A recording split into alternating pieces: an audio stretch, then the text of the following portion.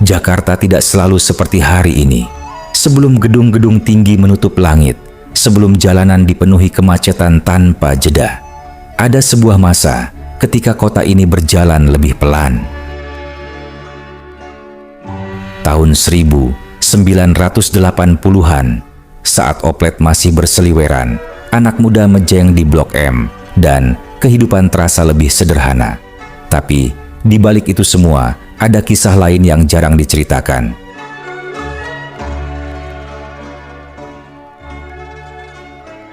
Jakarta tahun 1980-an adalah kota yang sedang berubah. Pada dekade ini, Jakarta mulai meninggalkan wajah lamanya. Perubahan tidak datang sekaligus, tetapi perlahan, hampir tak terasa. Di sepanjang Jalan Sudirman dan Tamrin, gedung-gedung tinggi mulai tumbuh. Kaca dan beton menggantikan ruang terbuka. Langit kota perlahan dipenuhi siluet pembangunan. Bagi sebagian orang, ini adalah tanda kemajuan. Namun bagi yang lain, ini adalah awal dari perubahan yang tak bisa dihentikan.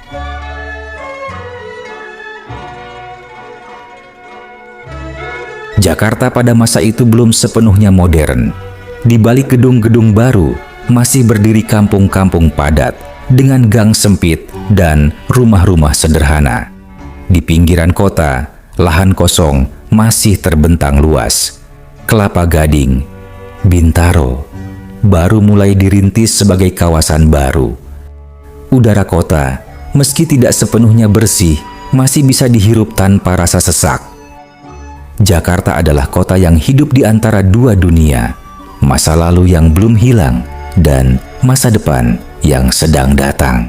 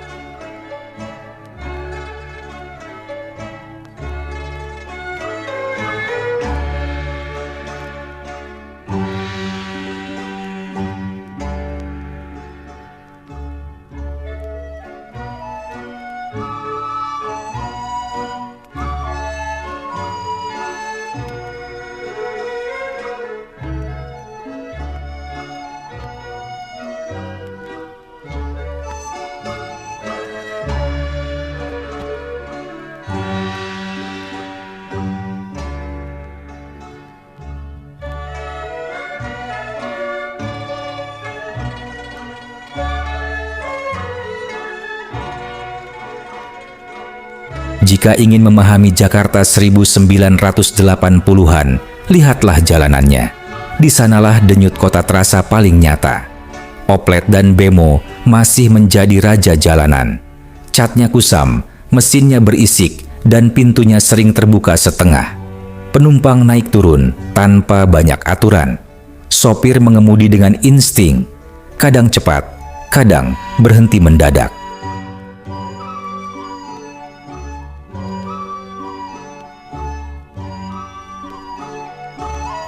Perlahan, kendaraan ini mulai tergantikan. Mikrolet muncul, lebih kecil, lebih gesit, dan dianggap lebih modern. Di jalur utama, Metro Mini dan Kopaja melaju tanpa kenal lelah. Asap hitam keluar dari knalpotnya, meninggalkan jejak di udara Jakarta. Orang-orang bahkan punya julukan sendiri, bus cumi-cumi. Dan di tengah semua itu, bus tingkat melintas dengan gagah. Bagi penumpang, duduk di lantai atas adalah pengalaman istimewa. Melihat kota dari ketinggian, sesuatu yang belum biasa saat itu. Kemacetan sudah mulai muncul, namun belum melumpuhkan. Jakarta masih bergerak, meski perlahan mulai tersendat. Tahun 1980-an adalah masa pertumbuhan. Ekonomi Jakarta berkembang, didukung stabilitas politik dan kebijakan pemerintah. Dari sinilah muncul kelompok baru, kelas menengah urban. Mereka bekerja di kantor, memakai kemeja rapi, dan menjalani kehidupan yang berbeda dari generasi sebelumnya. Gaya hidup pun berubah. Supermarket modern mulai dikenal. Nama-nama seperti Gelael dan Hero menjadi simbol cara belanja baru. Di rumah, televisi berwarna mulai menggantikan hitam putih. Tape recorder memutar musik setiap hari. Kulkas menjadi tanda kemajuan. Namun, pertumbuhan ini tidak merata. Di balik gedung kaca, banyak warga Jakarta tetap hidup sederhana. Pedagang kaki lima memenuhi trotoar. Warung kecil berdiri di sudut jalan. Ekonomi informal menjadi tulang punggung kota. Jakarta berkembang, tapi tidak semua orang ikut tumbuh bersamanya. Di tengah perubahan itu, anak muda Jakarta menemukan dunianya sendiri. Blok M menjadi pusatnya. Lintas melawai, tempat di mana gaya hidup dipertontonkan. Setiap malam, mobil berputar perlahan, bukan untuk pergi, tapi untuk dilihat. Musik mengalun dari boombox. Kaset pita menjadi teman setia. Gaya berpakaian terinspirasi dari barat. Celana high-waisted, jaket denim, dan rambut bervolume. Bahasa pun berubah. Bokap, nyokap, keren abis, menjadi bagian dari identitas baru. Hiburan hadir dalam berbagai bentuk. Radio menjadi pusat cerita. Sandiwara seperti Saur Sepuh dan Tutur Tinular mengikat imajinasi jutaan pendengar. Di bioskop, film diputar di gedung besar atau di layar sederhana yang dikenal sebagai misbar, gerimis, bubar. Malam hari, Jakarta hidup dengan cara yang berbeda. Lampu neon menyala, musik berdentum, dan kota terasa lebih bebas. Di balik hiruk-pikuk kota, kehidupan sosial tetap hangat. Di kampung-kampung, orang saling mengenal. Pintu rumah terbuka, dan percakapan terjadi tanpa rencana. Siskamling menjadi rutinitas malam. Kentongan dipukul, menandakan bahwa warga berjaga. Tanpa ponsel, komunikasi membutuhkan usaha. Orang menelepon dari rumah atau mengantre di telepon umum. Menjelang akhir dekade, pagar mulai dikenal. Simbol kecil dari perubahan zaman. Hidup terasa lebih lambat, tapi juga lebih dekat. Namun Jakarta 1980-an tidak hanya tentang kehidupan sehari-hari. Ada kekuatan besar yang membentuknya, negara. Di bawah rezim Orde Baru, stabilitas menjadi prioritas utama. Media dikontrol, televisi hanya satu, akan mahasiswa. Diberlakukan pada tahun 1978 oleh Menteri Pendidikan dan Kebudayaan, Daud Yusuf. Kebijakan ini lahir dalam konteks meningkatnya kritik dan mobilisasi politik mahasiswa terhadap pemerintah. Rezim saat itu memandang aktivitas politik di kampus sebagai ancaman terhadap stabilitas nasional, yang sebelumnya menjadi wadah independen bagi aspirasi dan gerakan politik mahasiswa. Sebagai gantinya, dengan struktur ini, kegiatan kemahasiswaan menjadi lebih administratif dan depolitisasi. Selain itu, mahasiswa dilarang terlibat dalam aktivitas politik praktis, baik di dalam maupun di luar kampus. Fokus kehidupan kampus diarahkan semata-mata pada kegiatan akademik, sementara diskursus kritis terhadap kekuasaan ditekan. Dampak dari kebijakan ini sangat luas. Dalam jangka pendek, pemerintah berhasil meredam gerakan mahasiswa.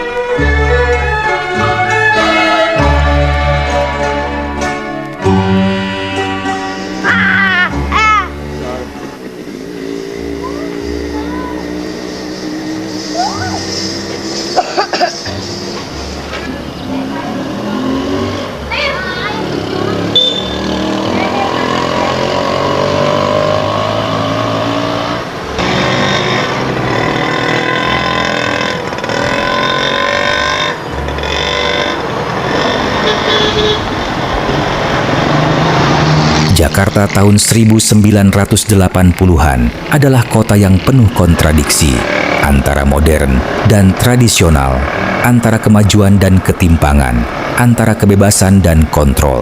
Ia adalah awal dari Jakarta yang kita kenal hari ini. Kota yang terus bergerak, terus tumbuh, dan terus berubah. Jakarta 80-an mungkin telah berlalu, tapi jejaknya masih kita rasakan. Di jalanan yang padat, di gedung-gedung tinggi, dan dalam kehidupan kota yang tak pernah benar-benar berhenti. Dan mungkin tanpa kita sadari, kita masih hidup di dalam Jakarta yang lahir di masa itu.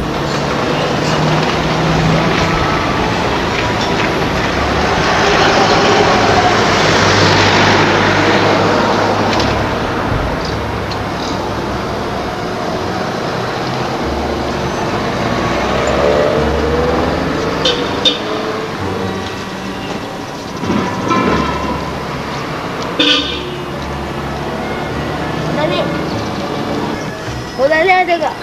Nggak ada.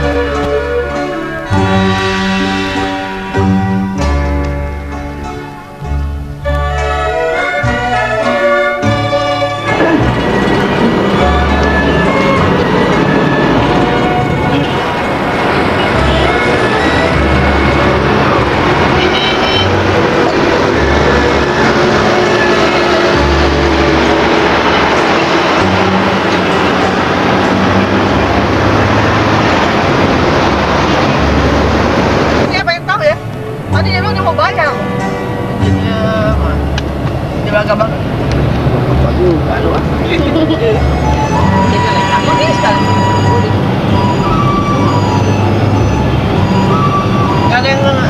Kadang kau yang jalan rambutannya kue basah tuh inget ya?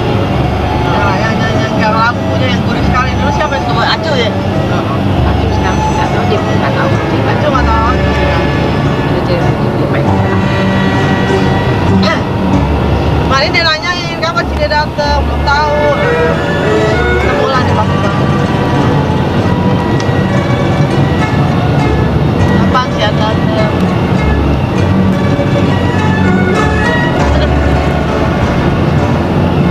Dia juga perkantoran tuh si Hendrik deh. Salah digantung seminggu 2 kali coba. Rumah sakit. Tapi kita kan nggak bisa bilang, lu laki gua kita pengen. Ya enggak. Kan nolongin orang.